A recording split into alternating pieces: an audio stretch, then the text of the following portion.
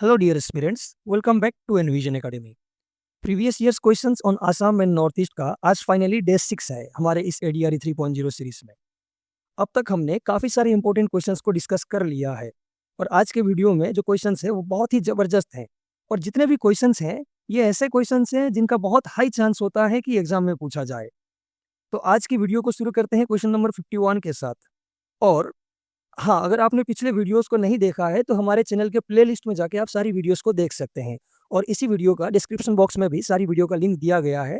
तो हम ये चाहते हैं कि आप सारे क्वेश्चंस को ना सिर्फ देखें, वीडियो को ना सिर्फ सुने, आप अपने कॉपी या पेन लेके सारी क्वेश्चंस को नोट डाउन करके रखें ताकि आपको एग्जाम से पहले सारी क्वेश्चंस को रिवाइज करने में आसान हो। तो चलिए वीडियो को शुरू करते हैं। और आज का पहला क्वेश्चन है, Panidihing bird sanctuary is located in which of the following districts of Assam. जो पानीदिहिंग बर्ड सेंचुरी है ये असम के कौन से डिस्ट्रिक्ट में लोकेटेड है? चार ऑप्शन है, जोरहाट, गोलाघाट, शिवसागर या फिर धेमाजी डिस्ट्रिक्ट। क्या होगा इसका सही जवाब? इसका सही जवाब होगा option C, that is Panidihing bird sanctuary which is located in the Sivasagar district of Assam and it is situated in between the Disang and Dimow river. The Panidihing wildlife sanctuary or the bird sanctuary has a rich wetland ecosystem and is famous for the migratory bird। तो यहाँ पर season में बहुत सारे migratory bird आते हैं यहाँ पर and this century was established in 1996। तो ये था आज का पहला क्वेश्चन। चलते हैं नेक्स्ट क्वेश्चन की ओर। और आज का नेक्स्ट क्वेश्चन है, ये तीन अलग अलग जगह का नाम दिया गया है, Longai, Kalajani and Silveta and Khanapani are the famous for which of the following resources in Assam. तो असम में आपको पता है कि अलग अलग नेचुरल रिसोर्सेस पाया जाता है जैसे कि लाइमस्टोन, आयरन और कोल या फिर सिलिमाइट। ये चार ऑप्शन दिया गया है, इनमें से कौन सा रिसोर्स पाया जाता है, कौन सा नेचुरल रिसोर्स या मिनरल रिसोर्स पाया जाता है ये अलग अलग जगह पर? Longai, Kalajani, Silveta and Khanapani are famous for which of the following resources. क्या होगा इसका सही जवाब? इसका सही जवाब होगा option C, that is Longai, Kalaijani, Silveta and Khanapani are the famous for coal. Coal, a combustible black or brownish black sedimentary rock, is composed of the primarily of carbon along with the variable quantities of other elements, chiefly the hydrogen, sulfur, oxygen and nitrogen। तो कोल से related और बाकी सवाल भी बहुत सारा पूछा गया है कि the coal in Assam was first recorded by, किसने पहले बार ये बताया था कि असम में कोल भी पाया जाता है? तो it was the British surveyor lieutenant Wilcox in the year 1825। तो 1825 में ही ब्रिटिश सर्वेयर लेफ्टिनेंट विलकॉक्स ने बताया था। एंड जो फर्स्ट कोल माइनिंग है वो 1828 में सी ए ब्रूस ने किया था। The first coal mining was done by the C A Bruce in 1828। अब आप हमें ये भी बताने की कोशिश कीजिए कमेंट करके कि पहला जो कोल माइनिंग है वो असम के कौन से जगह पर किया गया था। ठीक है, मैंने ईयर तो बता दिया यहाँ पर 1828, लेकिन कौन से जगह पर पहला कोल माइनिंग बनाया गया था या माइनिंग किया गया था असम का, ये हमें बताने की कोशिश कीजिए आप। तो चलिए चलते हैं नेक्स्ट क्वेश्चन की ओर। और आज का नेक्स्ट क्वेश्चन है, the treaty of Yandabo was signed in 1826 in between. तो treaty of Yandabo which is an very important treaty was signed in Assam. तो ये किस किस के बीच में साइन किया गया था? East India Company and the Ahom king, चार ऑप्शन है आपके पास। East India Company and the Burmese, British crown and the Ahom king या फिर British crown and the Burmese. क्या होगा इसका सही जवाब?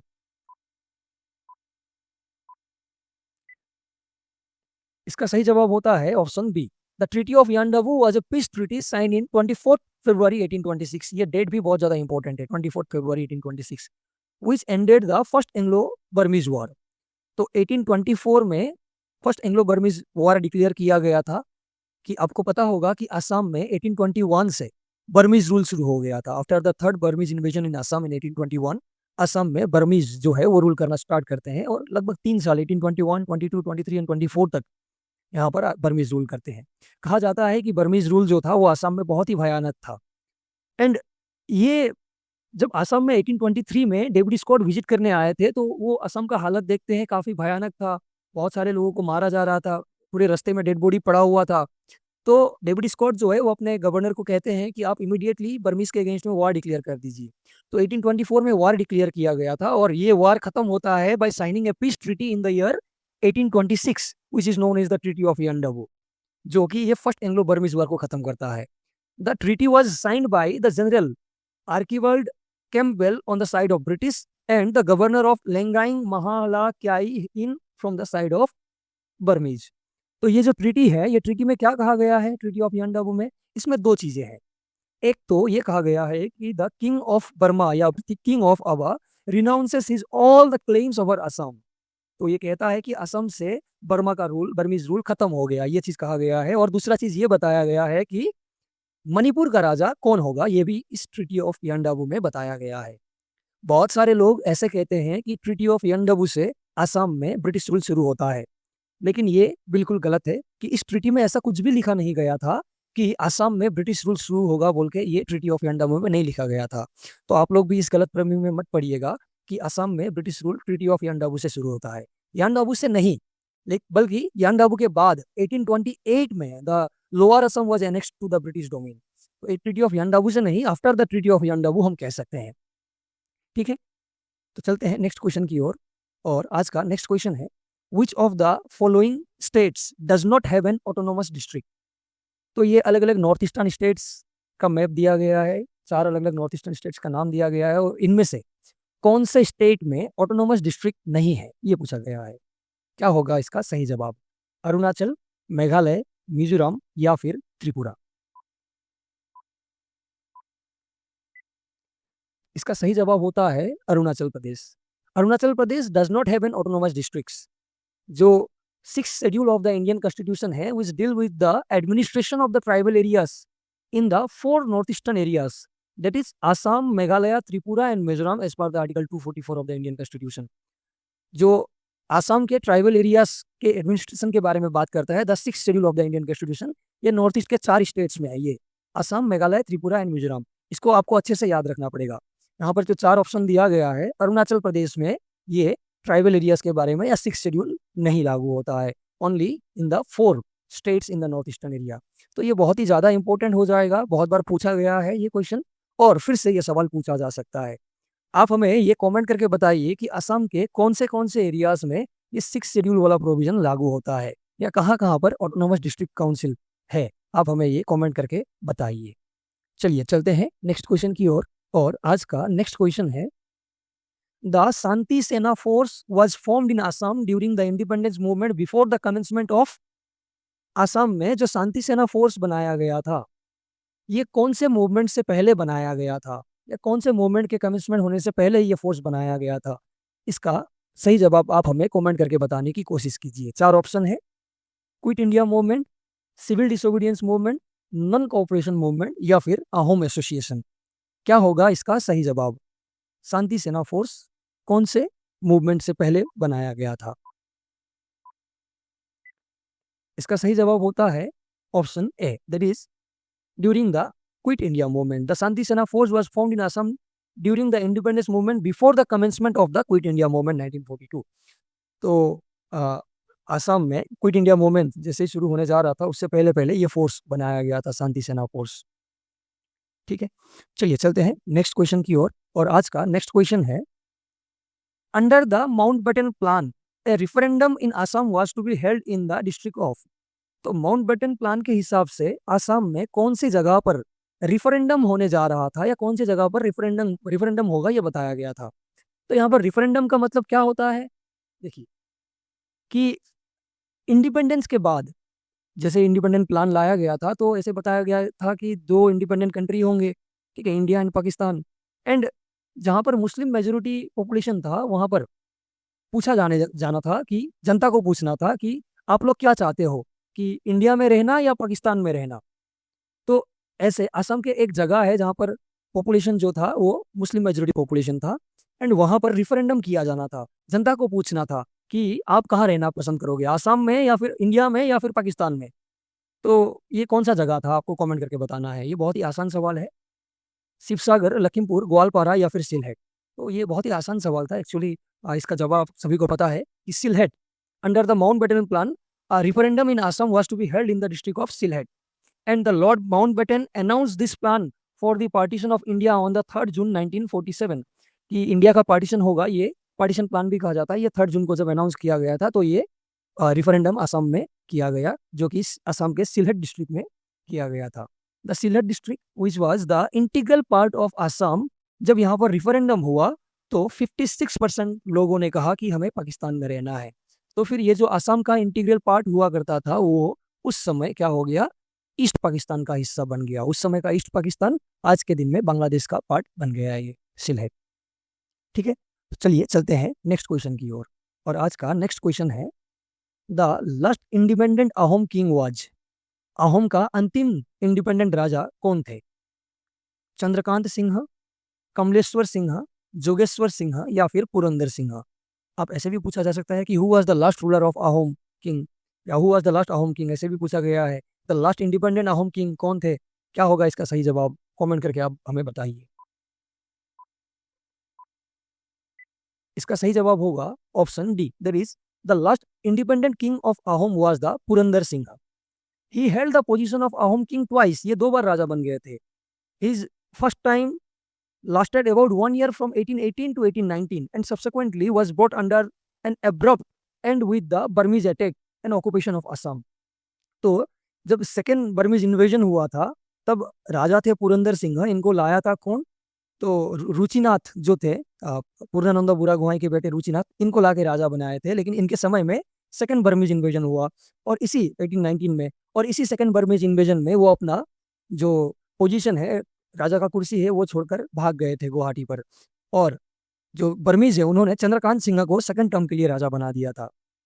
अब सेकंड टर्म के लिए चंद्रकांत सिंह राजा तो बन गए 1819 में, लेकिन 1821 में बर्मीज फिर से इन्वेजन करने आते हैं। और 1821 में जब बर्मीज थर्ड टाइम के लिए इन्वेजन करने आए तो चंद्रकांत सिंह भी यहाँ से भाग गए थे। अहोम जो कैपिटल है वहां से भाग गए थे। तो 1821 से आसाम में बर्मीज रूल शुरू हो गया था।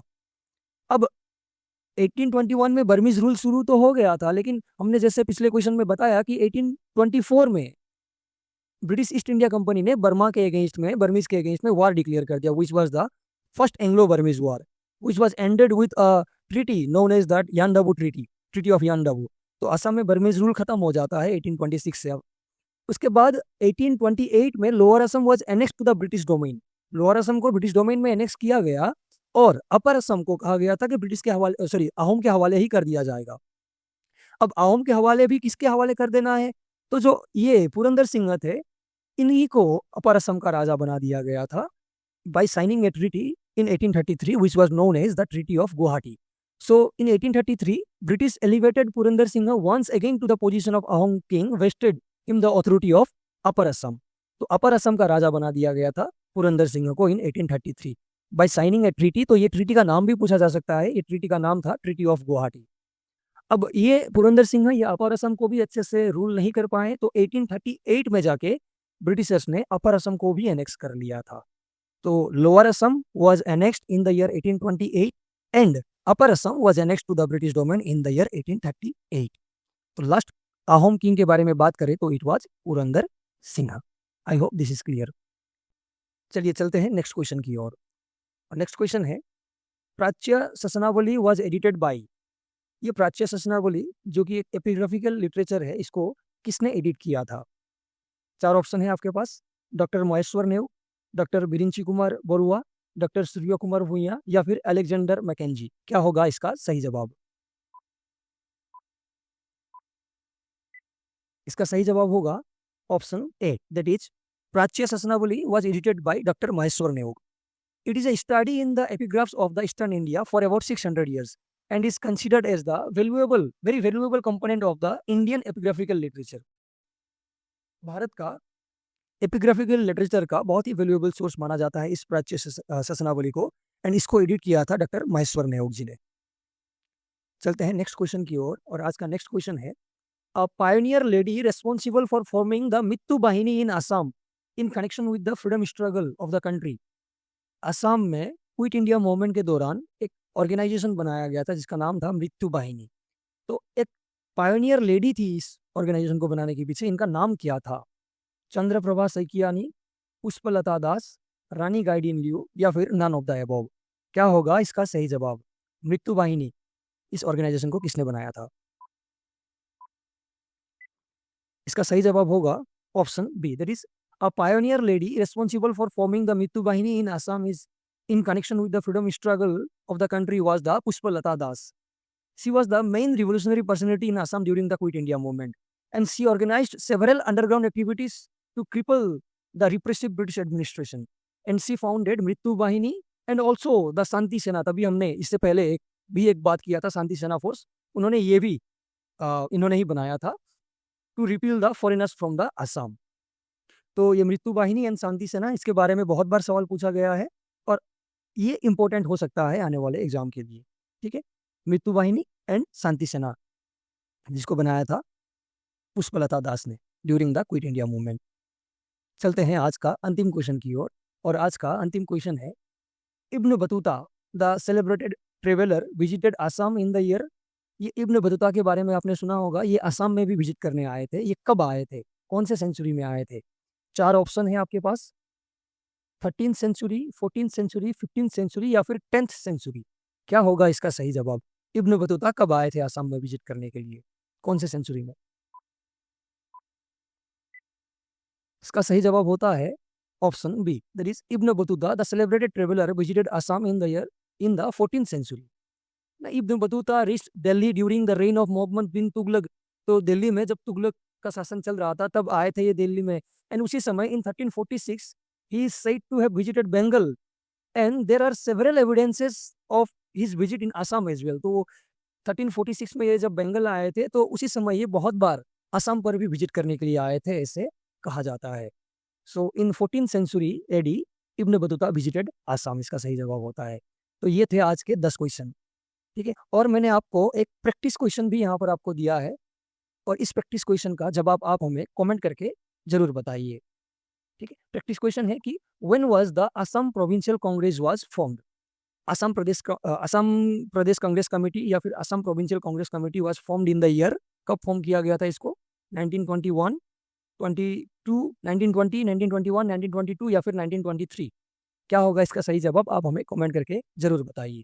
और हाँ, अगर आपको इस वीडियो या कंटेंट अच्छा लगे तो एटलीस्ट अपने एक फ्रेंड के साथ जरूर शेयर कीजिए। एंड हमारे साथ वीडियो में अंतिम तक बने रहने के लिए आप सभी को थैंक यू सो मच। जय हिंद।